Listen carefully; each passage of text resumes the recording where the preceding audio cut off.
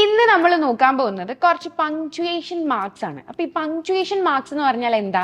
Punctuation എന്ന് പറഞ്ഞു കഴിഞ്ഞാൽ നമ്മൾ എഴുതുന്ന സമയത്ത്, അതായത് ഇംഗ്ലീഷ് ലാംഗ്വേജിൽ റൈറ്റിങ്ങിൽ യൂസ് ചെയ്യുന്നതാണ് ഈ പങ്ക്ച്വേഷൻ. അപ്പോൾ ഈ പങ്ക്ച്വേഷൻ എന്ന് പറയുമ്പോൾ റീഡർക്ക്, വായിക്കുന്ന ആൾക്കാർക്ക് റൈറ്റർ എന്താണ് ഉദ്ദേശിച്ചതെന്ന് മനസ്സിലാക്കാൻ വേണ്ടിയിട്ട് ഉപയോഗിക്കുന്ന കുറച്ച് മാർക്സ്, അതായത് സിമ്പിൾസ് ആണ് പങ്ക്ച്വേഷൻ എന്ന് പറയുന്നത്. നമ്മൾ ഇന്ന് നോക്കാൻ പോകുന്നത് കുറച്ച് കോമൺ ആയിട്ടുള്ള പങ്ക്ച്വേഷൻ മാർക്സ് ആണ് നമ്മൾ ഡിസ്കസ് ചെയ്യാൻ പോകുന്നത്. First one, full stop. Full stop or period. ഇതെന്തിനാണ് യൂസ് ചെയ്യുന്നതെന്ന് വെച്ചാൽ ഭയങ്കര സിമ്പിളായിട്ട്, ഏറ്റവും സിമ്പിളായിട്ടുള്ള പങ്ക്ച്വേഷൻ ആണ്, എല്ലാവർക്കും അറിയാവുന്നതാണ്. അതായത് ഒരു സെൻറ്റൻസ് എൻഡ് ചെയ്യുമ്പോൾ ഒരു ഫുൾ സ്റ്റോപ്പ് കൊടുക്കും, ഒരു ഡോട്ട്. അതിനാണ് നമ്മൾ ഫുൾ സ്റ്റോപ്പ് അല്ലെങ്കിൽ പീരിയഡ് എന്ന് പറയുന്നത്. കൂടുതലായിട്ട് നമ്മൾ സെൻറ്റൻസ് എൻഡ് ചെയ്യാനാണ് യൂസ് ചെയ്യുന്നത്. അതല്ലാതെ നമ്മൾ എന്തെങ്കിലും കാര്യത്തിൻ്റെ അബ്രിവേഷൻ, ഷോർട്ട് ഉണ്ടാക്കുമ്പോൾ, ഫോർ എക്സാമ്പിൾ ഡോക്ടർ എന്നുള്ളത് നമ്മൾ ഷോർട്ട് ആക്കിയിട്ട് DR എന്ന് പറയും അല്ലേ. അപ്പോൾ ആ DRൻ്റെ തൊട്ടിപ്പുറത്ത് ഒരു കുഞ്ഞ് ഡോട്ട് ഇട്ട് കൊടുക്കും. അതും നമ്മൾ ഫുൾ സ്റ്റോപ്പ് അല്ലെങ്കിൽ പീരിയഡ് എന്നാണ് പറയുന്നത്. ഫുൾ സ്റ്റോപ്പ് അല്ല, പീരിയഡ്. അടുത്ത പങ്ക്ച്വേഷൻ ആണ് കോമ. അപ്പോൾ ഈ കോമ നമ്മൾ യൂസ് ചെയ്യുന്നത് to separate items in a list. അതായത് ഒരു ലിസ്റ്റിലുള്ള ഐറ്റംസിനെ സെപ്പറേറ്റ് ചെയ്യാൻ. ഫോർ എക്സാമ്പിൾ ഇപ്പം ഞാൻ പറയുകയാണ്, I bought apples, oranges and bananas. അത് പറയുമ്പോൾ സിമ്പിളാണ്, പക്ഷെ നമ്മൾ എഴുതുമ്പോൾ എങ്ങനെ എഴുതുക? I bought apples, comma, oranges and bananas. അങ്ങനെയാണ് പറയുക. അതായത് ഓരോന്ന് പറഞ്ഞതിന് ശേഷം കോമ പറയും. Apples, comma, bananas, comma and oranges, അങ്ങനെ പറയാം. ഇനി അടുത്തത് നമ്മൾ യൂസ് ചെയ്യുന്നത് ഒരു ക്ലോസ്. നമ്മളൊരു സെൻറ്റൻസ് പറയുന്ന സമയത്ത് അതിൻ്റെ അകത്ത് ക്ലോസ് ഡിഫറൻഷിയേറ്റ് ചെയ്യാൻ വേണ്ടിയിട്ടാണ് യൂസ് ചെയ്യുന്നത്. ലൈക്ക് നമ്മളൊരു സാഹചര്യം പറയാണ്, ഞാൻ എത്തിയപ്പം മീറ്റിംഗ് തുടങ്ങിയിട്ടുണ്ടായിരുന്നു. രണ്ട് ഡിഫറെൻ്റ് ആയിട്ടുള്ള കാര്യമാണല്ലേ. അതായത് ഞാൻ എത്തിയപ്പോൾ എന്നും പറയുന്നുണ്ട്, മീറ്റിംഗ് തുടങ്ങിയിട്ടുണ്ടായിരുന്നു എന്നും പറയുന്നുണ്ട്. അപ്പോൾ you can say when I arrived the meeting had already started. അങ്ങനെയാണ് പറയുക. എഴുതുമ്പോൾ when I arrived, comma, the meeting had already started എന്ന് പറയാം. Okay, when I arrived, comma, the meeting had already started. ഇനി അടുത്തതും ഭയങ്കര സിമ്പിളായിട്ടുള്ളതാണ് ക്വസ്റ്റ്യൻ മാർക്ക്. ക്വസ്റ്റ്യൻ മാർക്ക് എന്ന് പറയുമ്പോൾ ഒരു ക്വസ്റ്റ്യൻ്റെ അവസാനം കൊടുക്കുന്നതാണ് ക്വസ്റ്റ്യൻ മാർക്ക്. എല്ലാവർക്കും അറിയാവുന്നതാണ്. For example, are you coming to the party? നീ പാർട്ടിയിലേക്ക് വരുന്നുണ്ടോ എന്നൊക്കെ ചോദിക്കുമ്പോൾ നമ്മളൊരു ക്വസ്റ്റ്യൻ മാർക്ക് കൊടുക്കും, ക്വസ്റ്റ്യൻ മാർക്ക്. ഇനി അടുത്തതാണ് എക്സ്ക്ലമേഷൻ മാർക്ക്. എക്സ്ക്ലമേഷൻ മാർക്ക് എന്ന് പറഞ്ഞാൽ എന്താ? നമ്മൾ എന്തെങ്കിലും എക്സൈറ്റ്മെൻറ്റ് അല്ലെങ്കിൽ സർപ്രൈസ്, നമുക്ക് എന്തെങ്കിലും സർപ്രൈസ് ഉണ്ടാക്കുന്ന കാര്യം അല്ലെങ്കിൽ ഭയങ്കര എക്സൈറ്റ്മെൻറ്റ് ഉണ്ടാക്കുന്ന കാര്യങ്ങളൊക്കെ പറയുമ്പോഴാണ് എക്സ്ക്ലമേഷൻ യൂസ് ചെയ്യുന്നത്. ബോത്ത് പോസിറ്റീവ് രീതിയിലും ആവാം, നെഗറ്റീവ് രീതിയിലും ആവാം.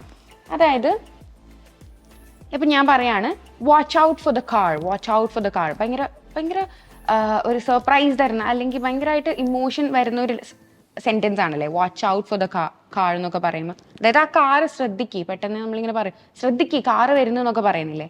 അപ്പോൾ അങ്ങനെയുള്ള സെൻറ്റൻസിലാണ് നമ്മൾ എക്സ്ക്ലമേഷൻ മാർക്ക് കൊടുക്കുന്നത്. സെൻറ്റൻസിൻ്റെ എൻഡിലായിട്ട് ഫുൾ സ്റ്റോപ്പിന് പകരം ഒരു എക്സ്ക്ലമേഷൻ മാർക്ക് കൊടുക്കും. ഓക്കെ, ഇനി അടുത്തതും ഭയങ്കര സിമ്പിളായിട്ടുള്ളതാണ് കോളൻ. കോളൻ എന്ന് പറയുന്നതും കോമ പോലെ ഏകദേശം സിമ്പിളാണ്. കൂടുതലായിട്ട് നമ്മൾ യൂസ് ചെയ്യുന്നത് ലിസ്റ്റ് ഔട്ട് ചെയ്യാനാണ്.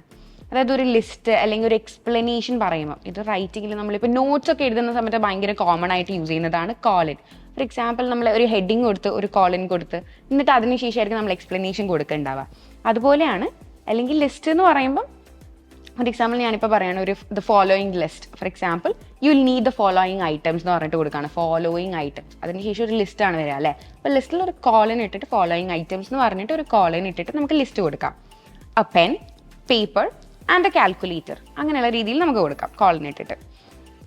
പിന്നെ കോളൻ യൂസ് ചെയ്യുന്നതാണ് ടൈമിൽ നമ്മൾ കണ്ടിട്ടുണ്ടാവുമല്ലോ. ഫോർ എക്സാമ്പിൾ ഞാനിപ്പോൾ പറയുകയാണ് 3:45 എന്നുള്ള ടൈം നമ്മളിങ്ങനെ കൊടുക്കുക, 3 കൊടുക്കും, അതിനുശേഷം ഒരു കോളൻ ഉണ്ടാവും, പിന്നെയാണ് 45 വരിക അല്ലേ. അപ്പോൾ അവിടെയും നമ്മൾ കോളൻ യൂസ് ചെയ്യും. ഇനി അടുത്തതാണ് ഡബിൾ കൊട്ടേഷൻ മാർക്സ്.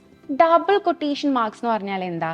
നമ്മൾ എന്തെങ്കിലും ഒരു കാര്യം പറയുകയാണ്, ഒരാളോട് എന്തെങ്കിലും ഒരു കാര്യം പറയുമ്പോഴാണ് നമ്മൾ ഡബിൾ കൊട്ടേഷൻ മാർക്സ് യൂസ് ചെയ്യുന്നത്. For example, she said I will be there at 8.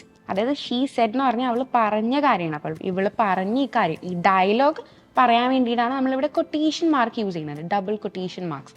Okay, അല്ലെങ്കിൽ ഡബിൾ ഇൻവേർട്ടഡ് കോമാസ് എന്നും പറയാം. I will be there at 8. അപ്പോൾ ഈ ഐ വിൽ ബി ദെയർ എന്ന് പറയുന്നതിൻ്റെ മുന്നേ ഡബിൾ ഇൻവേർട്ടഡ് കോമ ഉണ്ടാവും. അപ്പോൾ ഈ ഡബിൾ ഇൻവേർട്ടഡ് കോമ വരുമ്പോഴാണ് നമ്മൾ ഡബിൾ കൊട്ടേഷൻ മാർക്സ് എന്ന് പറയുന്നത്. For example, she said comma double inverted quotation marks I will be there at 8. പിന്നെ അതിൻ്റെ സെൻറ്റൻസിൻ്റെ അവസാനം ഒരു ഡബിൾ ഇൻവേർട്ടഡ് കോമയും കൂടെ കൊടുക്കും. നമ്മളിനി ലാസ്റ്റ് ആയിട്ട് നോക്കാൻ പോകുന്നത് അപ്പോസ്ട്രഫി ആണ്. അപ്പോസ്ട്രഫി പലരും തെറ്റിക്കുന്ന ഒരു കാര്യമാണ്. അപ്പോസ്ട്രഫി എവിടെ യൂസ് ചെയ്യുന്നതെന്ന് വെച്ചാൽ നമ്മൾ ആരുടെയെങ്കിലും ഒരു കാര്യത്തിനെ കുറിച്ച് പറയുന്നതാണ്. For example, my mother's name is Shafna എന്ന് പറയുകയാണ്. My mother's name is Shafna. അപ്പോൾ ഇവിടെ മദേഴ്സ് എന്നുള്ളതിനെ പലരും തെറ്റിക്കുന്നതാണ് my mother name, my father name അങ്ങനെ പറയുന്നത് അല്ല. നമ്മൾ ആരുടെയെങ്കിലും കാര്യം, ഫോർ എക്സാമ്പിൾ ഷഫ്നയുടെ അല്ലെങ്കിൽ അമ്മയുടെ അങ്ങനെയൊക്കെ പറയുമ്പോഴാണ് ഈ അപ്പോസ്ട്രഫി യൂസ് ചെയ്യുന്നത്. For example, mother apostrophe S അങ്ങനെയാണ് വരിക. മൈ മദേഴ്സ് നെയിം എസ് എന്ന് പറയാൻ മദർ അപ്പോസ്ട്രഫി എസ് എന്ന് പറയാം. My mother apostrophe S. അല്ലെങ്കിൽ ഇപ്പം നമ്മൾ ഒരാളുടെ പേര് വെച്ചിട്ടാണ് പറയുന്നത്. ഫോർ എക്സാമ്പിൾ, റിസ്വാൻസ് എന്ന് പറയുമ്പോൾ എങ്ങനെയാണ് റിസ്വാൻ അപ്പോസ്ട്രഫി എസ്. അതുപോലെയാണ് നമ്മൾ കൊടുക്കുക. നമ്മൾ ആരുടെ പേരാണെങ്കിലും ഇപ്പോൾ മദേഴ്സ്, ഫാദേഴ്സ് അങ്ങനെയൊക്കെ പറയുമ്പോൾ ഇത് യൂസ് ചെയ്യാം. അല്ലെങ്കിൽ പിന്നെ നമ്മളൊരു ആനിമലാണ് പറയുന്നതെങ്കിൽ അവിടെയും യൂസ് ചെയ്യാം. ഫോർ എക്സാമ്പിൾ, കാറ്റ്സ്, ഡോഗ്സ് എന്നൊക്കെ പറയുമ്പോൾ. അപ്പോൾ ഇത്രയും ടോപ്പിക്സാണ് നമ്മളിന്ന് ഡിസ്കസ് ചെയ്തത്. നിങ്ങൾക്ക് വീഡിയോ ഇഷ്ടമായി എന്നുണ്ടെങ്കിൽ ലൈക്ക് ചെയ്യുക, ഷെയർ ചെയ്യുക, സബ്സ്ക്രൈബ് ചെയ്യുക നമ്മുടെ ചാനൽ. ഇനി ഇതുപോലത്തെ വീഡിയോസ് നിങ്ങൾക്ക് കൂടുതലായിട്ട് വേണമെന്നുണ്ടെങ്കിൽ താഴെ കോമെൻറ്റ് ചെയ്യുക. ഇനി വേറെ ഡൗട്ട്സ് എന്തെങ്കിലും ഉണ്ടെങ്കിൽ അതും കോമെൻറ്റ് ചെയ്യുക. മറ്റൊരു വീഡിയോ ആയിട്ട് കാണുന്നത് വരെ this is Shafna signing off from English Mithra. Thank you. English Mithra. Stop worrying, start learning.